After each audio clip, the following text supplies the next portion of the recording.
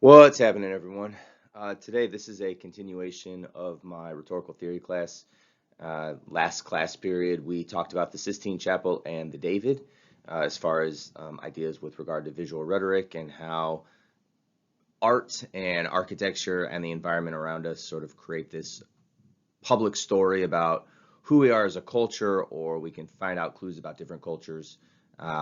When artists create artwork, sort of how do our eyes move around that artwork to tell us about the artist? What sort of messages can it send about the art itself? And the big overarching theme of this entire section on visual rhetoric is understanding the context. So who created whatever it is you're looking at? What's the story behind it? The placement. All right, so all these things create interesting, yeah, they all create very interesting ways to engage with whatever it is that we're looking at, whether it be art or architecture, or again, sort of the public environment around us.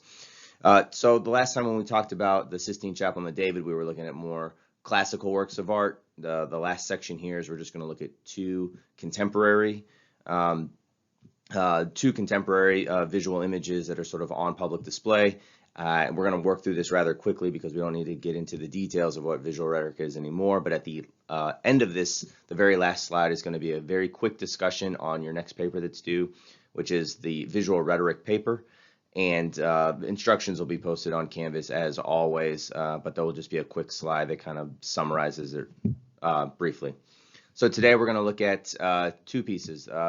We'll end with a brief discussion on the Confederate statues as they have become controversial over the last couple years in the United States. And we're also going to look at this place called Museo Casa de la Memoria, which is a museum in Colombia, in Medellin, Colombia.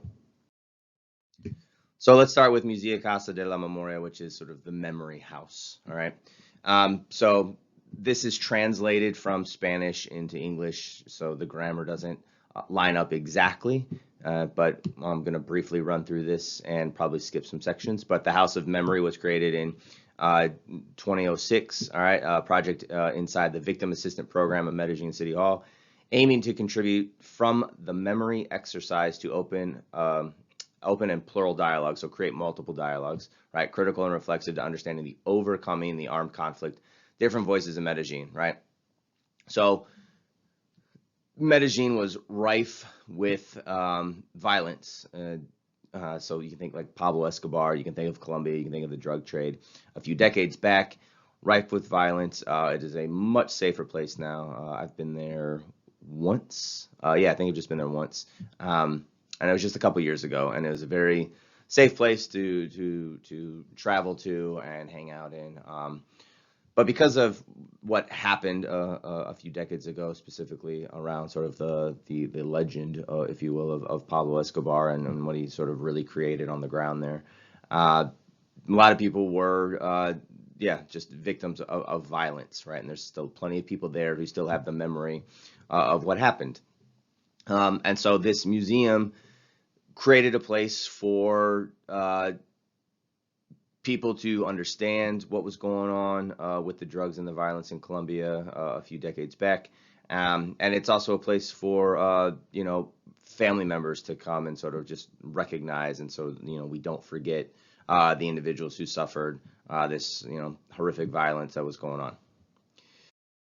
So the big overarching question anytime you visit a museum or engage with a piece of artwork is, if you want to better understand the museum, what do you need to know? So if you go to Colombia, it would be good to read a more contemporary history book about some of the drug stuff that was going on. This is fairly recent, right? This isn't, hundreds of years ago, but something within read sort of the history of Colombia over the last 50 years. And that's going to give you a good lead into what was going on as far as the drugs and the violence is concerned. It's going to kind of give you a back end of what happened afterwards.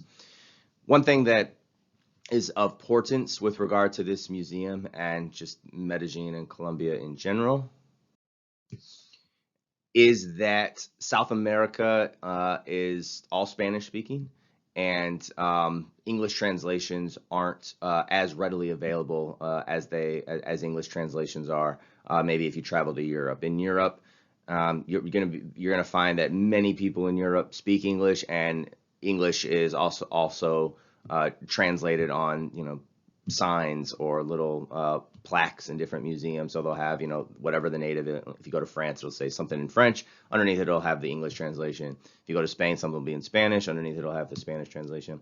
That's not as readily available in South America. So I don't speak Spanish beyond being able to order food and negotiate some prices and, talk to a taxi cab driver as far as where I need to go. So I walk into the museum, and everything that you hear on the headphones, if they have victim stories, it's all in Spanish. All the plaques are all written in Spanish. There's no English translation. So it's very important that for me, if I want to sort of consume this public memory of what was going on and try to understand a little bit about what was happening in Colombia, it's very important that this museum has these visual cues that, I can consume and understand because I don't have the text available. So this is why I like this as an example with regard to visual rhetoric, because this museum does a great job of telling the story of the violence that was happening in Colombia.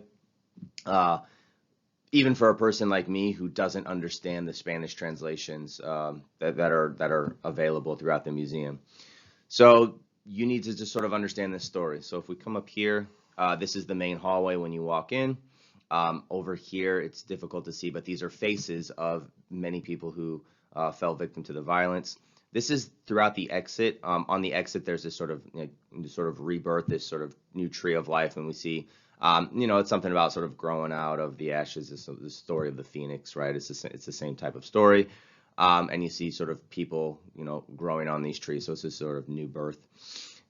This room right here, which is above the red line that I'm going to talk about. So above this red line, this is a completely dark room. And then there's tiny little TVs that, are about the size of a phone to maybe like a tablet.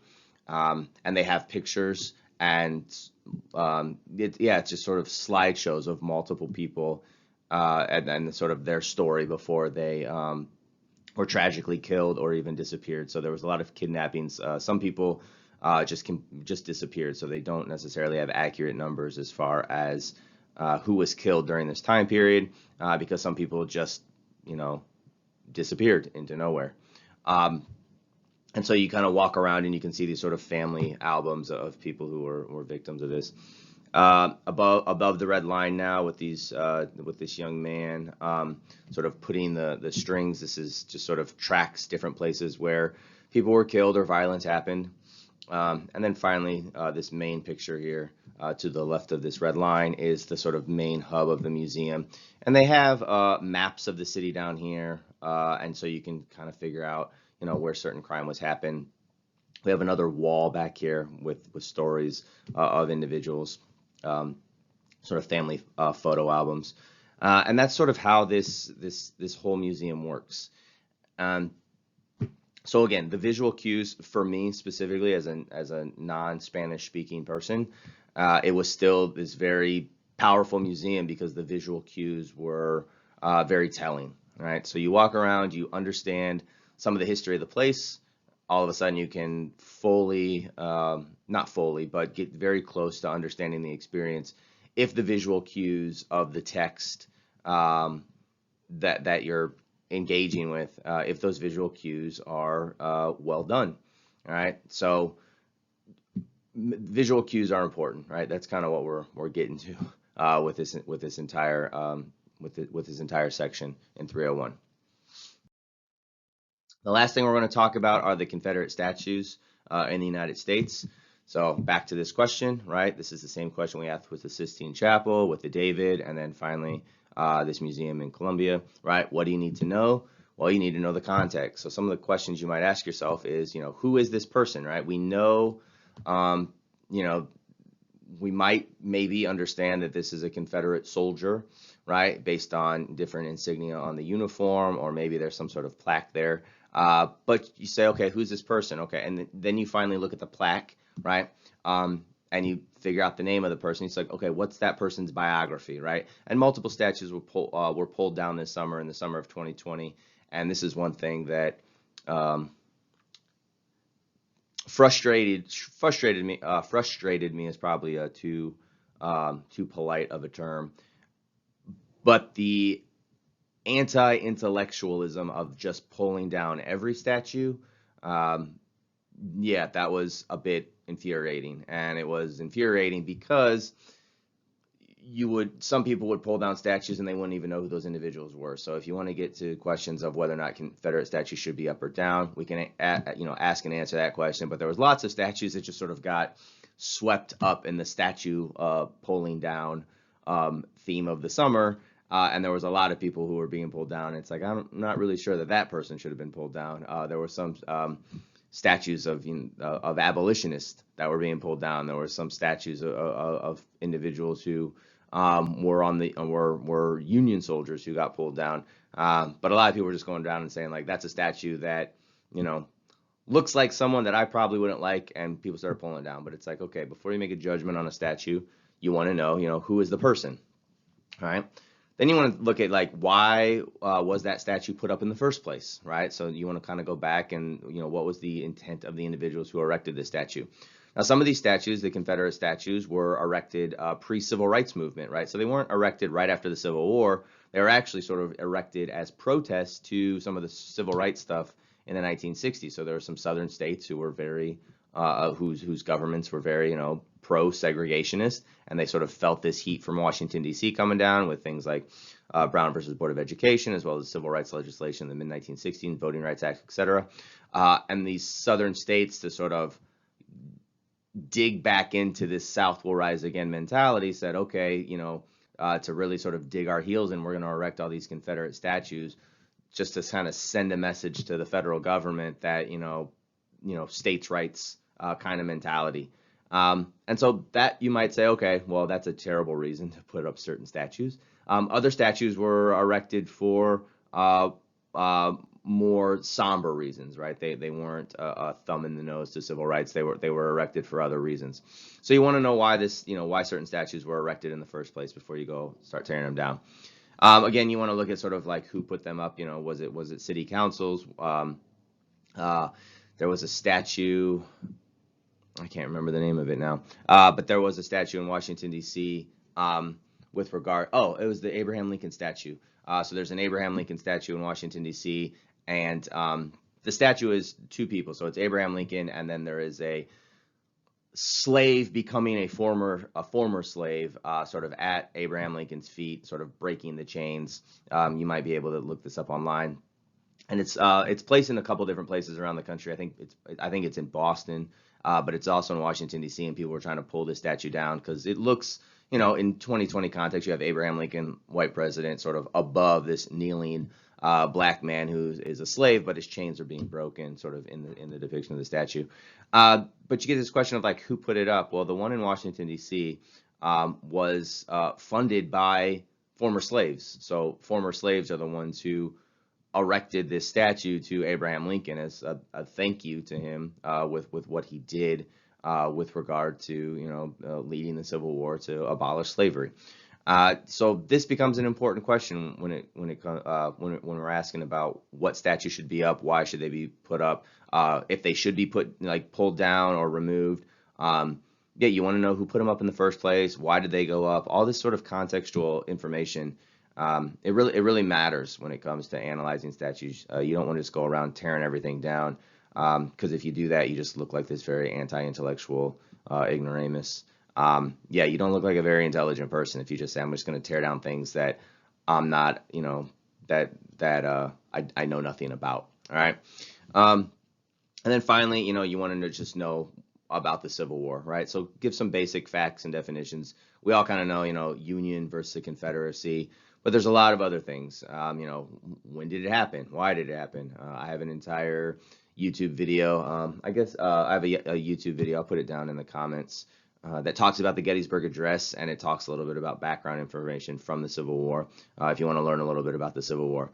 So these things are contextually important, and you should be able to talk intelligently about the statue. And then once you can sort of give good, accurate information about who's the person, why was the statue erected, who funded the statue. As soon as you can answer all that information, Then we can have an honest and open and intellectual conversation about what statues should be in the public space, spaces, what statues shouldn't be in public spaces. Should we take some down? Should we put some in museums? Maybe we leave some of them up, but we put additional placards around that sort of give more contextual information as to, what this statue is all about. But don't be a person who just goes around and tears down statues, because before you understand more contextual information about the statue. And then the final point here on just Confederate statues, or all statues in general, is you get to this question of how they ought to be interpreted. And obviously they're going to be interpreted different ways for different people. And you just want to know how different people interpret the statue. So you do get to this argument with regards to people in the South. When we talk about like the Confederate flag, for example, some people say it's a racist symbol. It is a rebel signal, right? It's a flag that was flown against the United States, against the Union during the Civil War. And some people say, well, it's just sort of like recognizing our heritage and this sort of Southern heritage. So you just want to have just put everything on the table with regard to how different symbols, monuments, flags, whatever, how they're being interpreted and how they're being used by individuals. And then we can argue about which one should be the foundational interpretation. But just make sure that you have a full understanding of where everybody's coming from. Yeah, all right, I'll leave it at that. And yeah, so finally, what does it say about public memory, right? We can only put up so many statues, we can only put up so many museums, we can only put so many pieces of art in museums, and we have to make choices about what goes in a museum or what statues get erected in the public square. So based on what you put up, it's going to say something about, the town you're in and the way in which your town wants to be remembered or who your town wants to honor. Finally, this is it. All right, so short one today. Your visual rhetoric paper, it is due October 23rd. All of this information is in its own separate document on Canvas. I'm going to rush through the quick points. All right, first, I want you to pick a classical piece of art or architecture. All right, a painting you would find in a museum, famous cathedral, outdoor landmark, etc. Right? Here's the deal. Rhetoric can be used to study more pop culture contemporary examples like music videos and advertisements. I have done analysis on music videos and advertisements. All right, they're fun to write. Okay, however, for this paper, I want you to go out of your comfort zone a little bit. I want you to go learn about something that you just don't know about. It's easy to pick. You want to analyze a Nicki Minaj video, which I think is great. All right. But I just want you to go. I'm asking you to pick a classic piece of art or architecture because I want you to learn something, right?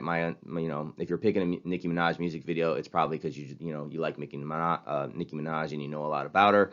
I just want you to dig a little bit deeper. You're also going to be able to find more sources about classical pieces of work. So think about Rembrandt's The Prodigal Son. Think about the David, right? These are classical pieces of art, and I would just want you to kind of dig in there, learn a little bit. All right. Don't pick something we've already discussed. So we have discussed the David as well as the Return of the Prodigal Son, the Sistine Chapel, right? We've talked about these things. Pick something else. Goya is a great one, especially his what are known as like the dark paintings or the black paintings that were discovered upon his death. Saturn devouring his son is one of my favorites. It's very dark. Yeah, so just pick something classic. You can pick a public monument in a city, right? So you have these like l'Arc de Triomphe, the Eiffel Tower. Yeah, you have people like you could do a Da Vinci painting, a Michelangelo painting, Raphael, the School of Athens, which I talk about in some of my classes. You can dig deeper into the School of Athens. You can pick any classical work of art or architecture that you want. All right. If you have any questions, email me. Find at least 3 scholarly sources. All right. These are going to give the reader some historical context, some background about the piece. So you might not find information exactly about the piece of art, but you could say, okay, the David was what you wouldn't say the David because you're not going to pick it, right? But the David was sculpted in the early 1500s, right? So it's like I need some historical information. What was going on in Italy in the early 1500s? Like what was the context of Michelangelo carving this? What was going on politically, socially, and the rest of it? So give me some historical background on the piece. You can also find maybe some biographies about the artist, right? So think about Henry Nouwen's The Prodigal Son book. He gives some background historical information, biographical information about who Rembrandt is. So use these as your sources. Go check out books from the library. Stay off the internet. If I see a www dot anything anywhere in your reference page, I'm going to be very, very upset, all right? It's a 300 level class. We've written papers already. I have mentioned this before, right? You can get books from the library. You just need to order them early because it takes about 1 or 2 days because the librarians have to pull them off the shelf right now because of COVID. So pick your piece of art right now. Call up the librarians, email the librarians, have them pull those books for you. You only need 3 sources. I'm not asking for the world here, all right? 3 sources. Break your paper into 3 parts. Introduction with a clear thesis, what piece of art you're going to look at, and a preview of your main points. Analyze the piece, all right? So I'm going to jump down here to, you don't have to answer all these questions, nor do they have to be answered in the order, right? They're just to get you thinking, right? I think this is only a 4 to 5 page paper. I don't have it on this page, but find it. I think it's 4 to 5 pages. All right, let's just stick with 4 to 5 pages. All right. Do not cut and paste text or images into your paper. I can find them on my own. So I have had students who just take up an entire page and they're like, here's a picture of the David. And then they write 3 pages around it. Don't do that. 3 pages of text. Don't give me giant text or images in your paper. I do not want them. I can go find a picture of the David if I need it. Okay, so what's the context of the image? What message is being sent? Right, so the David has a sling and he's holding onto a stone. Right, what does that mean? The prodigal son is kneeling in front of the father. We only see the back of his head. The father has sort of 2 different hands. Now one interprets that's more masculine and feminine. Right, so talk to me about the visual cues within the piece that you're looking at. Connections between the visual piece and the political environment of the day. So we talked about the Medici family and the David in the last PowerPoint. Think about how Nouwen used the Bible to discuss the image of the painting. So is there a story behind this? If it is a biblical story that you're going to do with regard to a lot of Renaissance art, give me some information about that story. If you find a piece of artwork from that has different religious symbols, right? If you do something from India, you're probably going to look at some stuff with Hinduism. You could look at some Japanese paintings. You're going to maybe Buddhism's located in there somewhere. All right, or just like a legend. So if you look at different sculptures and it's the story of a Greek or a Roman god or goddess, right? Like this stuff is interesting. Okay, you don't have to cover everything. Just give me like 3 to 4 main points about what the image communicates. What is the image trying to say to us? All right, I look at that image. If I know this background information, I can sort of see what message is Rembrandt trying to send with these symbols in the prodigal son, right? Because you could say the younger son is in torn clothes and he has a shaved head. Let's talk about that. The father has masculine and feminine hands. Let's talk about that. The younger son is sort of off to the side and he's standing up straight and he's looking very stern. Let's talk about that, right? Talk about those 3 points. Okay, so think about the way in which Nouwen broke up his book and just pick 3 to 4 main messages that are coming out of the piece of art or the architecture that you are going to analyze for us. Conclusion: evaluate everything in about a page. Why has this visual piece stood the test of time? Is it still, why is it still relevant today? So anytime you write an academic paper, you need to tell the reader why it is that you're writing that paper at this time in this year. Okay, you can write about anything. You can write, Gettysburg Address. Okay, you want to write a paper about it? Why do people in 2020 need to understand the Gettysburg Address today, right? You want to write about the David, the return of the prodigal son. Like, why do people need to know about that in 2020, right? Give us something that we can learn about today. What are the big lessons we can learn from this visual piece? Okay, there you have it. There's more instructions and directions located in Canvas. You just email it to me like usual. It's due on October 23rd. We're not meeting in class before October 23rd. If you have any questions, email me, text me. You know where I'm at.